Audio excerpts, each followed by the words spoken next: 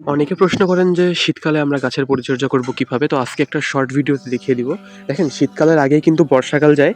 তো বর্ষাকালে আমাদের গাছে এনাফ পরিমাণে উপকারী উপাদান আমরা বৃষ্টির পানি থেকে পেয়ে থাকি।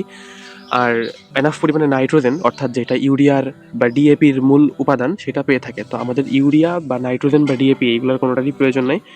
সেজন্য আমরা যেটা করেছিলাম, আমি যদি আপনাদেরকে একটু দেখাই, এই যে আমার গাছের গোড়া এটাতে কিন্তু ফুল ফলও আছে। মানে ফুলও আছে, ফলও হইছে আরকি। তো এই দেখেন এই টিএসপি আমরা দিয়েছিলাম যেটাকে আপনারা ফসফেট হিসাবে চিনেন।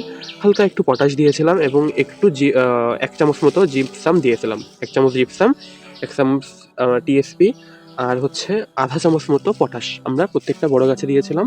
ছোট, ছোট এরকম ফুল গাছে আমরা অল্প, অল্প করে দিয়েছিলাম অর্ধেকটা পরিমাণে।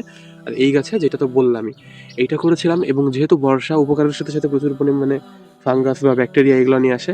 তো রেগুলার এই যে দেখতে পাচ্ছেন আমরা কিছুদিন আগেও ছত্রাকনাশক স্প্রে করছি, সে দাগ কিন্তু থেকে গেছে। তো এইটাই আমরা হচ্ছে করছি। আশা করছি আপনারা উপকৃত হবেন এবং ভালো লাগলে অবশ্যই চ্যানেলটা সাবস্ক্রাইব করে আমাদের সাথেই থাকবেন।